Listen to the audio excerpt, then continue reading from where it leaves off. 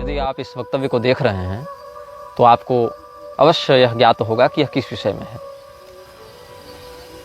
आप इस वक्तव्य को देखने से पूर्व डाउनलोड कर लें तो ज़्यादा अच्छा होगा, क्योंकि इस वक्तव्य को मिटाया जा सकता है और इस वक्तव्य के प्रसारण पर रोक भी लगाई जा सकती है। इस पूरी श्रृंखला के ऊपर भी प्रतिबंध लग सकता है। अतएव आप समस्त दर्शकों को हम यह परामर्श देंगे कि इस वक्तव्य को और इस श्रृंखला के सभी वक्तव्यों को आप डाउनलोड करके अपने पास सुरक्षित कर लें। आप इस चलचित्र श्रृंखला को अपने फेसबुक, यूट्यूब या अन्य समाचार माध्यमों में, सामाजिक माध्यमों में पुनः प्रकाशित भी कर सकते हैं, रीअपलोड भी कर सकते हैं। और साथ ही साथ हम इस बात के लिए आपको सतर्क कर दें, इस श्रृंखला में जिन विषयों पर हम चर्चा करेंगे, जिन बातों को हम अभिव्यक्त करेंगे, जो बातें हम आपको बताएंगे, वो बातें आपके जीवन शैली को, समाज और संसार को देखने के दृष्टिकोण पर बहुत ही प्रभावी असर डाल सकते हैं, बहुत ही प्रभावित रूप से आपको क्षुब्ध कर सकते हैं, आपकी मानसिक स्थिति को असंतुलित कर सकते हैं। इसीलिए निर्भयतापूर्वक, धैर्य के साथ आप इन चलचित्रों को देखेंगे। हम इन समस्त चलचित्रों के माध्यम से आप सभी लोगों को एक ऐसे संकट के प्रति जागरूक करना चाहते हैं जो आपके साथ निरंतर बना हुआ है, लेकिन आपको उसका बोध नहीं है। वो संकट आपके जन्म से लेकर आपकी मृत्यु तक जुड़ा हुआ है और आपके जीवन पर उसका जो प्रभाव पड़ता है, उससे आपकी पारलौकिक गति भी बिल्कुल स्पष्ट रूप से प्रभावित होती है। हो सकता है आप इस श्रृंखला को देखने के बाद जिन लोगों को नायक मानते हों, उनको खलनायक मानने लगें। जिन लोगों को आप बुरा मानते थे, वो आपकी दृष्टि में अच्छे लगने लगें। हो सकता है जो आपके लिए श्रद्धेय हों, अब इस श्रृंखला के बाद वो आपके लिए उन लोगों की छवियाँ बिगड़ जाएं, उन लोगों की छवियाँ नकारात्मक हो जाएं। हम जिस व्यक्ति के विषय में चर्चा करना चाहते हैं, वो व्यक्ति यह जानता है कि हम चर्चा कर रहे हैं, वो जानता है कि आप उससे सुन रहे हैं, वो जानता है कि आप उसके बारे में जानना चाहते हैं। वो देख रहा है आपको, वो सुन रहा है आपको, वो समझ रहा है आपको और प्रभावित कर रहा है आपको। इस विश्व के सैन्य शक्ति, आर्थिक शक्ति, राजनीतिक शक्ति, शैक्षणिक शक्ति और बहुत से प्रकार के तकनीक, विज्ञान और आविष्कारों के पीछे जो सत्ताएं हैं, वो समस्त सत्ताएं जिस शक्ति के लिए कार्य कर रही हैं, जिस व्यक्ति के अनुशासन को मान रही हैं, चाहे यह जानते हुए पर भी कि हम किसके लिए काम कर रहे हैं या न जानते हुए, कुछ भय से, कुछ लोभ से, कुछ अज्ञान से, लेकिन उसके विरुद्ध जाने का साहस कोई नहीं करता। जो करते हैं वो या तो चुप करा दिए जाते हैं अस्थायी रूप से, या फिर चुप करा दिए जाते हैं हमेशा के लिए। इस व्यक्ति के प्रभाव से बचने के लिए कोई हथियार नहीं है, कोई शस्त्र नहीं है जिसको आप हाथ में लेकर खड़े हो जाएं तो ये आपसे डर जाएगा। इसकी शक्ति शारीरिक से अधिक मानसिक है। ये कई दिनों से नहीं, कई महीनों से नहीं, कई वर्षों से नहीं, कई शताब्दियों से जीवित है। इसका कोई निश्चित शरीर नहीं है, इसका रहने का कोई निश्चित स्थान नहीं है, इसका कोई निश्चित नाम नहीं है। कुछ लोग इसको शैतान कहते हैं, कुछ इसे लूसीफर कहते हैं, कुछ इसे सरपेंट कहते हैं, कुछ इसे बैफोमेट कहते हैं, कुछ इसे डेविल कहते हैं, कुछ डार्क प्रिंस कहते हैं, कुछ लोग इसे दज्जाल कहते हैं, कुछ लोग इसे अपोलियन कहते हैं, कुछ मैमन कहते हैं, कुछ लीगन कहते हैं, कुछ अजाजल कहते हैं, कुछ मेफिस्टोफिलिस कहते हैं। लेकिन वह नाम जो इससे सबसे अधिक प्रिय है वो है बीलजीबब। बीलजीबब जो है वो एक म्लेच्छ भाषा का शब्द है जिसका अर्थ होता है मक्खियों का राजा। मक्खियों का अर्थ है इसके एजेंट, इसके गुलाम, जो इसके लिए मक्खियों के समान है। आपने एंटमैन फिल्म देखी होगी। एंटमैन फिल्म में क्या होता है, चींटियों के माध्यम से बड़े बड़े युद्ध लड़कर वो जीत जाता है। चींटियां देखने में छोटी हैं, लेकिन अगर एकजुट होकर कोई कार्य करें तो उसका प्रभाव बहुत अधिक होता है। इसलिए छोटी सी छोटी चींटियों का समूह भी अगर किसी बड़े वृक्ष के अंदर प्रविष्ट हो जाए, उसकी पूरी जड़ को खोखली करके बड़े से बड़े वृक्ष को धराशायी कर देती है। बड़े से बड़े पर्वतों को वह चींटियां छोटे छोटे धूल में परिवर्तित करने का, छोटे छोटे धूल के कणों में परिवर्तित करने का साहस रखती हैं। आप एक कल्पना करके देखें, इस विश्व के 3 अरब म्लेच्छ एक ही दिशा की ओर मुख करके एक निश्चित समय पर, एक निश्चित शब्दावली में, एक निश्चित विधान से अगर किसी विषय का चिंतन कर रहे हैं, चाहे आप उसको नमाज कह लें या अजान कह लें या जो कह लें, अरबों की संख्या में एक विशाल जन समुदाय पूरे विश्व में एक निश्चित दिशा की ओर देखता हुआ, एक निश्चित विधान से, एक निश्चित शब्दावली का उच्चारण करता हुआ अगर कुछ कह रहा है तो ब्रह्मांड पर, आपके परिवेश पर उसका क्या प्रभाव पड़ता है। ये चींटियां, ये मक्खियां दिखने में छोटी होती हैं, लेकिन एकजुट होकर कोई कार्य करें तो बड़े से बड़े परिणाम को बना सकती हैं या रोक सकती हैं। तो जो नाम इसे सबसे अधिक प्रिय है, ऐसे मैं बताऊं, ये सीधे सीधे इस्लाम की बात नहीं, ये सीधे सीधे ईसाइयत की बात नहीं, ये सीधे सीधे यहूदियों की या हिंदुओं की बात नहीं, ये बात है न्याय, धर्म, सत्य, अन्याय, अधर्म और असत्य, इन्हीं दो पक्षों की, चाहे वो किसी भी रूप में आपके समक्ष प्रस्तुत हो। तो जो नाम इसे सबसे अधिक प्रिय है उसको कहते हैं बेल्ज़ेबब। बेल्ज़ेबब का अर्थ है मक्खियों का राजा, ऐसे इसको प्रिंस ऑफ डार्कनेस भी कहते हैं। अलग अलग सभ्यताओं ने इसे अलग अलग नामों से पुकारा और इसे अपने नाम, अपने जगह, अपने शरीर बदलने में बड़ा आनंद आता है। ये कहाँ उत्पन्न हुआ, कब से है, इसके विषय में कुछ निश्चित नहीं कहा जा सकता, मैं भी नहीं कह सकता। मैं इसके बारे में सब कुछ जानता हूं, ये मैं दावा नहीं करता, क्योंकि मैं जो बातें आपको बता रहा हूं इस बात का भी संज्ञान इसे है। अब आप पूछेंगे कि ये आपको रोकता क्यों नहीं, क्योंकि ये जानता है कि मेरे बताए गए वक्तव्यों से इसके अस्तित्व पर कोई प्रभाव नहीं पड़ेगा। ये इतनी बड़ी सत्ता है कि मेरे कहे हुए शब्दों से इसको प्रभाव नहीं पड़ेगा, आपके सुनने से इसको प्रभाव नहीं पड़ेगा, आपके द्वारा दिए जा रहे प्रयासों से, आपके द्वारा दिए जा रहे परिश्रमों से इसकी सत्ता क्षुब्ध नहीं होगी, इसकी सत्ता प्रभावित नहीं होगी। कुछ लोग इसे अस्मोडियस कहते हैं। मैंने इसके कुछ नाम अपने शोध से व्यक्त किए हैं, कुछ अपनी साधना से व्यक्त किए हैं। मेरे कथनों में एक बड़ा अंश मेरे अध्ययन का होगा, एक बड़ा अंश मेरी साधना का होगा, एक बड़ा अंश उन विशेषज्ञों से बैठकों का होगा जिनके साथ मिलकर हमने इस विषय में शोध किया है। कुछ लोग इसे अजाजिल कहते हैं, कुछ बेफोमेट कहते हैं, कुछ सेखमेट कहते हैं, कुछ बेहमत कहते हैं, कुछ समेरियस कहते हैं, कुछ मार्दुक कहते हैं। और आप एक फिल्म देखे होंगे थुम्बाड़, जिसमें एक शैतान होता है जिसका नाम था हस्तर। आपको लगता है फिल्में केवल डायरेक्टर्स या स्क्रिप्ट राइटर्स की कल्पना से बनती हैं, ऐसा नहीं है। उन कल्पनाओं की प्रेरणा देने वाली शक्तियां प्रयास करती हैं कि समाज में इन नामों की लोग चर्चा करें, और जिसके नाम की अधिकाधिक चर्चा होती है उसकी शक्तियां भी बढ़ती हैं। तो इसका एक नाम है अस्तर, इसी नाम को थोड़ा सा बदलकर कर दिया गया हस्तर। तो अस्तर जो है ये भी इसके अनेक नामों में से एक नाम है। अब ये व्यक्ति कब से है, कहाँ रहता है, इस विषय में हम चिंतन करते हैं। इसका वास्तविक नाम क्या है ये मैं दावे के साथ नहीं कर सकता, लेकिन जिस नाम का प्रयोग करके इसने अपनी वास्तविकता की एक झलक हमें दिखाई, उसका नाम भी बड़ा विचित्र है। उसको कहते हैं आर्द्रम्लेच्छ।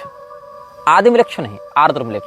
हम सुविधा के लिए आपके सामने इसका नाम बताएंगे म्लेच्छराज, क्योंकि इसके वास्तविक नामों का उच्चारण करने से इसकी शक्तियां बढ़ती हैं, और हम चाहते नहीं कि इस श्रृंखला में इसके नाम का बार बार प्रयोग करके हम इसकी शक्तियों को अपने ही ऊर्जा प्रदान कर करके विस्तृत करें। आपने हैरी पॉटर फिल्म देखी होगी, वहां वोल्डेमॉर्ट का एक किरदार था, the one who can't be named. उसका नाम लेने से लोग डरते थे। मैं डरता नहीं हूं, इसीलिए श्रृंखला को निर्गत कर रहा हूं, लेकिन मैं ये बात आपको अवश्य बता दूं कि इसके वास्तविक नामों का आप जितना कम प्रयोग करें उतना अच्छा है। वास्तविक नाम है आर्द्रम्लेच्छ, लेकिन आप अच्छे से समझ जाएं, इसके लिए हम इसके नाम का प्रयोग करेंगे म्लेच्छराज के रूप में। इसका एक नाम आहरिमान भी है। आहरिमान और आर्द्रम्लेच्छ दोनों इसका वास्तविक नाम है। आहरिमान आर्द्रम्लेच्छ इसका नाम है, आर्द्रम्लेच्छ इसका सरनेम है, आहरिमान इसका नाम है। तो आहरिमान आर्द्रम्लेच्छ ये इसका पूरा नाम है, first name and last name. तो ये व्यक्ति कहाँ रहता है, ये अभी जिस प्रारूप में चल रहा है, जिस प्रकार की गतिविधियों को लेकर चल रहा है, इस प्रकार की गतिविधियां ये 800 वर्षों से कर रहा है। ऐसा नहीं कि 800 वर्ष पहले से जिंदा है, ये जिंदा उससे पहले से, उससे बहुत पहले से जिंदा है, लेकिन उससे पहले ये अपने शरीर जल्दी जल्दी नहीं बदलता था, उससे पहले ये अपना घर जल्दी जल्दी नहीं बदलता था, क्योंकि विश्व की जनसंख्या और विश्व की तकनीक, संचार माध्यम बहुत पीछे थे, बहुत कम थे। जैसे जैसे तकनीक बढ़ती है और जैसे जैसे जनसंख्या बढ़ती है, उतनी शीघ्रता से इसको अपना शरीर बदलना होता है, उतनी शीघ्रता से इसको अपना ठिकाना बदलना होता है। तो पिछले, मतलब आप समझ लें कि अगर आधुनिक काल गणना के अनुसार माने तो ईसा की पहली शताब्दी से लेकर ईसा की 12वीं शताब्दी में 1200 वर्षों में इसने अपने ठिकाने 8 से 10 बार बदले, और इधर 800 वर्षों में इसने अपने ठिकाने लगभग 10 बार बदले। हर 2 पीढ़ियों में ये अपना ठिकाना बदल रहा है, जिसमें 4 ठिकाने इसने पिछले 80 वर्षों में बदले हैं। क्योंकि इन 80 वर्षों में तकनीक का विकास अधिक हुआ, संचार माध्यमों का विकास अधिक हुआ, यातायात माध्यमों का विकास अधिक हुआ। इसीलिए समयानुसार ये प्रयास करता है कि विश्व की जनसंख्या को ऐसे बिंदु पर आकर रोका जाता रहे कि इसको बारंबार अपना स्थान और अपना शरीर न बदलना पड़े। क्योंकि जितने अधिक लोग बढ़ेंगे उतने अधिक विचारें बढ़ेंगे, उतनी विचारधाराएं बढ़ेंगी। विचारों की बढ़ोतरी से हर व्यक्ति के मानसिकता पर प्रविष्ट होकर उसको नियंत्रित करना कठिन होने लगता है, सर्वर लोड बढ़ता है। इसीलिए कम हो लेकिन वफादार गुलाम हो हमारे, तो ऐसे लोग इसको अधिक प्रिय हैं। मैं जिस स्थान पर बैठकर ये बात कह रहा हूँ उस स्थान पर मैं 29 जुलाई 2015 की रात को भी बैठा हुआ था। क्यों? क्योंकि मुझे धमकी आई थी इसी म्लेच्छराज के कुछ गुलामों से जो मेरा अपहरण करना चाहते थे। और तब हम अपने घर से लगभग 1280 किलोमीटर दूर इस जगह पर बैठे थे। समय था रात के 7 बजे और दिनांक था 29 जुलाई 2015। अब मैं ये बताता हूं कि ये रहता कहाँ है। सबसे पुराना ठिकाना जो हमें इसका प्राप्त हुआ था वो था तुर्की में। तुर्की में एक जगह है जिसको आज प्लूटोज गेट के नाम से जाना जाता है। प्लूटोज गेट डेनिजली प्रोविंस में है जो तुर्की में है। यहाँ पर लगभग ये 150 वर्षों तक रहा और 150 वर्षों तक इसने किया अपनी शक्तियों को बढ़ाया। सक्रिय तब भी था लेकिन अपनी शक्तियों को इतना बढ़ाया कि ये सामाजिक सम्मोहन कर सके। कितने लोगों तक? लगभग 2 से 3 हजार लोगों की भीड़ को एक लक्ष्य के प्रति मानसिक रूप से सम्मोहित कर सके, ऐसी इसकी योजना थी और जिसमें ये सफल हुआ। इसके बाद इसने अपना ठिकाना बदला। इसके बाद इसने अपना ठिकाना बनाया इजराइल के बगल में। अब वो फलस्तीन है या वो इजराइल है, इस विवाद में हम नहीं पड़ेंगे क्योंकि ये झगड़े का विषय है। लेकिन इजराइल हो या फलस्तीन हो, इसने जेरिको या जेरिचो, जो भी इसका उच्चारण भाषा में किया जाता है, JERICHO, जेरिचो या जेरिको, जहाँ तक जेरिको होना चाहिए उच्चारण, ये फलस्तीन का प्रांत माना जाता रहा है या इजराइल का प्रांत माना जाता रहा है। ये विवादित विषय है लेकिन इसने अपना ठिकाना यहीं पर बनाया। अभी इस वीडियो क्लिप में 4 मिनट की रिकॉर्डिंग हमारी नहीं हो पाई थी किसी तकनीकी खराबी के कारण। इस श्रृंखला की घोषणा जब हमने की थी उसी समय से हमारे फ़ोन पर ऑटोमेटिक फीड्स में कुछ ऐसी बातें स्वयं आ रही हैं जो कि ऑफलाइन बातें हैं। ऐसा नहीं कि मैं कुछ नेट पर सर्च कर रहा हूं या कुछ मैं ट्रेलर रिलीज कर रहा हूं तो उसका एल्गोरिदम पकड़कर कुछ सजेशंस मिल रहे हैं, ऐसा नहीं है। मतलब बिल्कुल ऑफलाइन तरीके से भी जिस मोबाइल से वाईफाई या सिम कनेक्टेड नहीं है उन मोबाइल्स पर भी कुछ सर्च करने पर, फोल्डर पर भी सर्च करने पर, ड्राइव में भी सर्च करने पर कुछ ऐसी बातें अप्रत्याशित रूप से सामने आ रही हैं जो कि हमारी संज्ञान में नहीं थी। और अभी क्या हुआ कि जब मैं इस क्लिप की दूसरी प्रति बना रहा था, एक दूसरा भाग अब रिकॉर्ड कर रहा था, तो लगभग 5 मिनट रिकॉर्डिंग होने के बाद वो स्वयं कैमरा बंद हुआ और उसके बाद वो रिकॉर्डिंग स्वयं मिट गई। इसीलिए हम इस वक्तव्य को पुनः रिकॉर्ड कर रहे हैं। ठीक है, तो हम बता रहे थे आपको कि वो भाग जो इजराइल और फिलिस्तीन के मध्य विवादित है, जेरिको जिसको कहा जाता है, वहां पर इसने बहुत तपस्या की और ये जीसस का समकालीन समय था। तो जीसस का जन्म जो है वो इसके उद्देश्य को पूर्ण करने के लिए तो नहीं हुआ था, लेकिन अंततः इसने जीसस के उद्देश्य में अपना उद्देश्य घुसा दिया और वो काम किया जो काम जीसस नहीं चाहता था। मैं जीसस का महिमामंडन नहीं कर रहा, जीसस को प्रोत्साहित नहीं कर रहा, जीसस की वकालत नहीं कर रहा। मैं बस ये बता रहा हूँ कि जीसस से जब इसकी मुलाकात हुई थी तो जीसस ने अपने अनुयायियों को सतर्क किया था। जॉन 14:30 में आप इसका प्रमाण देख सकते हैं। जीसस ने इसके आगमन की बात कही थी।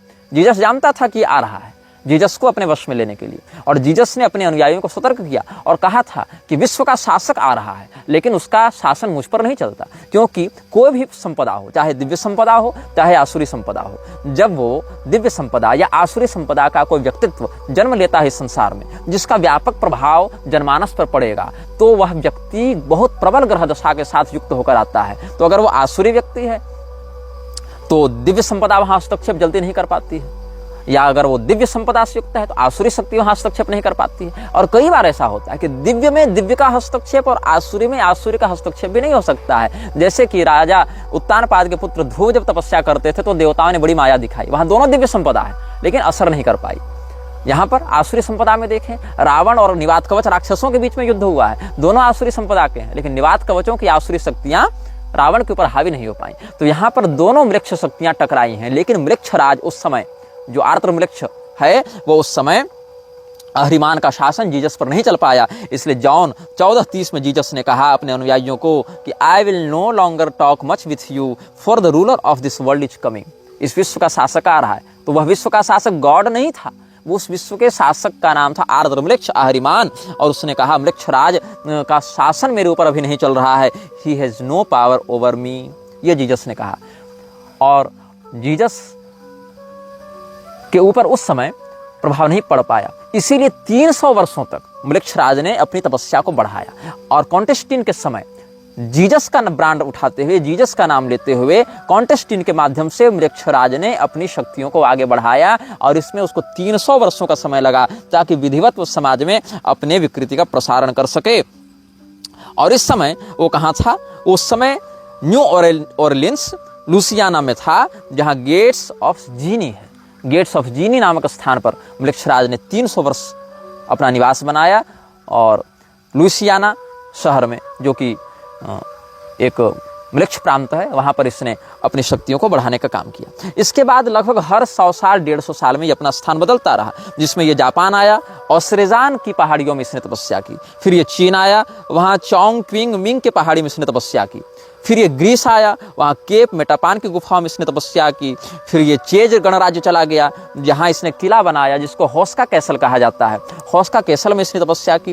वो किला 3-4 बार बना है, लेकिन प्रारंभ में उसने म्लेच्छराज ने ही इसकी नींव रखी थी। यहाँ पर ये अभी भी विद्यमान है, इन जगहों पर अभी भी इसके मुख्यालय विद्यमान है। फिर ये इटली में 2 मुख्यालय बनाता है। चेज रिपब्लिक के बाद इटली पहुंचा। इटली में इसने अपने 2 मुख्यालय बनाए, एक केव ऑफ सिविल में, सिविल की गुफा में इसने बनाया, और एक रोम में भी इसकी गद्दी है जिसको लेक्टस कर्टियस कहते हैं। लेक्टस कर्टियस की जो गद्दी है वो इटली के रोम में है, वहां पर म्लेच्छराज की एक प्रधान गद्दी है। फिर वहां से ये मैक्सिको पहुंचा, जहां पर मिक्टलैन एक स्थान है, वहां पर इसकी गद्दी है। बेलीज में एक्टोन टूनिसिल मुखनाल नाम की गुफा है, वहां पर इसका है। आइसलैंड में एक ज्वालामुखी है, उसके अगल बगल भी इसका शासन था, जिसको हेकला ज्वालामुखी कहा जाता है। फिर पेंसिल्वेनिया में सप्तद्वार नामक स्थान है, 7 गेट्स ऑफ हेलम, वहां पर भी एक इसका स्थान है। और ग्रीस में मैं बता चुका हूं केप मेटापेन गुफाएं, वहां पर भी, मतलब कहीं पहाड़, कहीं किला, कहीं गुफा, ऐसे स्थानों पर तपस्या करता रहा। अब प्रश्न है, तपस्या इसने किसके की? किसी देवता की, किसी भूत की, किसी पिशाच की, किसकी तपस्या की? इसने तपस्या की पश्चिमामनाय तंत्र के मंत्रों की। भगवान महादेव ने भी इस बात का उद्घोष किया है कि विश्व में बढ़ते म्लेच्छ तंत्र में पश्चिमामनाय तंत्र के मंत्रों का बहुत बड़ा हाथ होगा। और पश्चिमामनाय मंत्रों की एक बड़ी ऊर्जा इस्लामिक आतंकवाद को प्रोत्साहित करने में भी लगती है।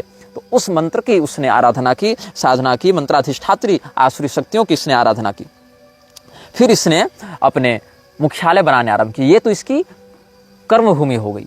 इन स्थानों पर इसने अपनी शक्तियों को बढ़ाया और अपनी शक्तियों को, ये 12वीं शताब्दी तक की बात है। 12वीं शताब्दी के बाद ये आया प्रोवो ऊटा नामक स्थान पर। प्रोवो ऊटा स्थान पर आकर इसने अपनी एक गद्दी स्थापित की, अपना एक मुख्यालय बनाया। फिर ये माल्टा चला गया। माल्टा शहर में जो गोजो द्वीप है, गोजो द्वीप पर इसने कब्जा किया। माल्टा शहर में ये रहा।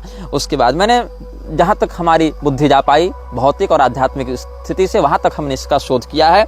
और मैं बताऊं, फिर ये स्कॉटलैंड गया, वहाँ स्काराब्री नामक स्थान पर ये रहा।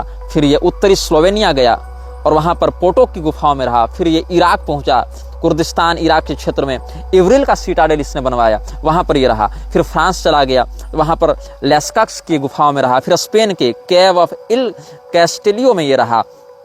उसके बाद ये तुर्की आया, गोवेकली टेप में ये रहा। इस प्रकार से अलग अलग स्थानों पर घूमता हुआ अंत में ये पहुंचा कोला प्रायद्वीप। कोला प्रायद्वीप में आज से 50 साल पहले म्लेच्छराज रहता था। जब कोला प्रायद्वीप में वैज्ञानिकों का शोध बढ़ने लगा तो कोला प्रायद्वीप को छोड़कर ये पहुंच गया तुर्कमेनिस्तान के काराकुम रेगिस्तान में। और पिछले 1 साल तक ये तुर्कमेनिस्तान के काराकुम रेगिस्तान में रहता था।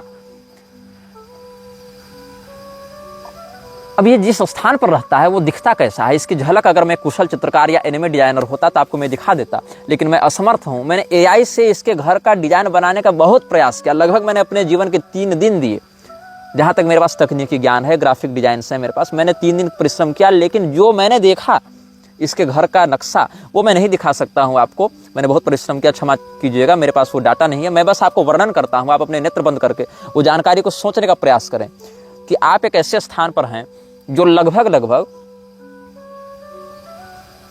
आधा किलोमीटर लंबा और आधा किलोमीटर चौड़ा है। मतलब वो स्क्वायर नहीं है, आप ऐसा समझें कि वो आधा किलोमीटर रेडियस का एक गोलाकार क्षेत्र है। उस गोलाकार क्षेत्र के मध्य में एक तल्ले का एक घर है। ये अंडरग्राउंड नहीं है, ये जमीन के ऊपर है और उसकी छत एक तरफा स्लोप वाली है। एक तरफा स्लोप वाली उसकी छत है, दो तरफा स्लोप नहीं है, एक तरफा स्लोप है। बिल्कुल काले रंग का घर है। उस घर के ठीक सामने आग जल रही है। कुछ टूटे हुए वाहन हैं, कुछ बिजली के खंभे हैं जहां पुराने बल्ब लग रहे हैं और उन बल्बों की रोशनी जहां तक है वहां तक तो प्रकाश है, लेकिन उसके आगे घुप घना अंधेरा है। और मैं बहुत निर्भय प्रवृत्ति का व्यक्ति हूँ। मैं वन पर्वत इत्यादि में निर्भयता पूर्वक विचरण करता हूँ और उस घर की झलक मैंने लगभग आधे मिनट तक देखी। मैंने स्वयं को वहां पर आध्यात्मिक रूप से अनुभव किया, लेकिन वो इतना भयाक्रांत करने वाला दृश्य था। वहां कोई भूत प्रेत डरावनी यह कुछ नहीं थी, बस एक घर था काले रंग का, एक अंधेरा परिवेश था, कुछ टूटे वाहन थे और सामने अग्निकुंड था। और इसी दृश्य में इतनी नकारात्मकता थी, इतनी आसुरी तत्वों का उसमें प्रतिष्ठापन था कि मेरे जैसा निर्भय व्यक्ति भी हृदय से कांप गया और उसके आगे देखने का मैं साहस उस समय नहीं कर पाया था। और इस स्थान का नाम क्या है ये खोजने में मैंने बहुत परिश्रम किया और तब जाकर पता चला कि ये स्थान का कोई निश्चित नाम नहीं है। मतलब ये उसका हेडक्वार्टर जो है, हेडक्वार्टर की एक अलग संज्ञा है जिसको कहते हैं पैरागमम। इसका नाम है पैरागमम। पैरागमम का जो मुख्यालय है, पैरागमम एक उपलक्षण है। मतलब अगर म्लेच्छराज यहाँ बैठा है तो इसी जगह का नाम हो जाएगा पैरागमम। अगर म्लेच्छराज दिल्ली में बैठा है तो उस जगह का नाम हो जाएगा पैरागमम। अगर म्लेच्छराज वाशिंगटन में बैठा है तो उस स्थान का नाम हो जाएगा पैरागमम। मतलब पैरागमम को निश्चित स्थान नहीं है। पैरागमम वो थ्रोन है जिस पर म्लेच्छराज बैठता है, वो उसका हेडक्वार्टर है। चाहे वो कहीं बना ले, चाहे वो आपके मन में बना ले, तो आपका मन हो जाएगा पैरागमम। इस प्रकार से अलग अलग स्थानों पर वो रहता है। सीरिया में भी इसकी गतिविधियां हमने 2017 से 18 के मध्य में देखी थी, अनुभव की थी। मतलब देखी थी मतलब गया नहीं था, अनुभव की थी। और एक शाक्त परंपरा के साधक से इसकी पुष्टि भी की थी। तो हमने आपको इस विषय में मूलभूत जानकारी आज देने का प्रयास किया है। इसके नाम के विषय में, इसके उद्देश्य के विषय में, इसके रहने के ठिकानों के विषय में। इसीलिए इस एपिसोड को हम किसी नाम से युक्त नहीं करेंगे। इस एपिसोड में हम इन्फिनिटी का चिन्ह लगाते हैं और आप सबों को हम अंत में जाते जाते एक चेतावनी देंगे। इस वीडियो को देखने से पहले अगर आप डाउनलोड कर चुके हैं तो अच्छी बात है, नहीं तो अब इस वीडियो का अंत तो होने वाला है, अब बिल्कुल डाउनलोड कर लें। और इस वीडियो की श्रृंखलाओं को आप जब भी देखेंगे तो आप एक मंत्र का पाठ करें वीडियो को देखने के पहले और वीडियो को देखने के बाद, और अपने जीवन का इसको अभिन्न अंग बना लें। इस मंत्र को मैं डिस्क्रिप्शन में लिख भी दूंगा और मैं बोलकर भी सुना देता हूँ। कर्कोटकस्य नागस्य दमयन्त्या नलस्य च ऋतुपर्णस्य राजर्षेः कीर्तनम कलिनाशनम। एक बार और सुन लीजिए। ऋतुपर्णस्य राजर्षेः कीर्तनम कलिनाशनम, यही वाला श्लोक है। शुरू से पहला बोलता हूँ। कर्कोटकस्य नागस्य दमयन्त्या नलस्य च ऋतुपर्णस्य राजर्षेः कीर्तनम कलिनाशनम। अर्थ क्या है? निषध देश के राजा नल, विदर्भ देश की राजकुमारी दमयंती, अयोध्या के महाराज ऋतुपर्ण और कर्कोटक नाग, इन चारों का स्मरण करने से कलि पुरुष, कलियुग आपको पीड़ा नहीं देता, बाधा नहीं देता। आप अभी जिस आध्यात्मिक स्थिति में हैं, अपने इष्ट का चिंतन करते हुए, अपने गुरुमंडल का चिंतन करते हुए, अपने कुलागमोक्त देवताओं का चिंतन करते हुए इस मंत्र का अधिकाधिक चिंतन करें, पाठ करें। प्रातःकाल उठकर इसका अधिकाधिक चिंतन किया करें, इस मंत्र के अर्थ का चिंतन किया करें और परब्रह्मणे नमः ऐसा कह के भगवान को प्रणाम करें, अपने इष्ट को प्रणाम करें। और म्लेच्छराज से आपका जीवन मानसिक, शारीरिक, सामाजिक रूप से प्रभावित न हो, इसके लिए अपने मन को अधिकाधिक सबल बनाएं, क्योंकि आपका भय ही म्लेच्छराज का आहार है। यह वीडियो जल्द ही हटा दिया जा सकता है। कृपया थर्ड पार्टी ऐप्स का उपयोग करके डाउनलोड करें। आप इस वीडियो को अपने चैनल पर फिर से अपलोड भी कर सकते हैं।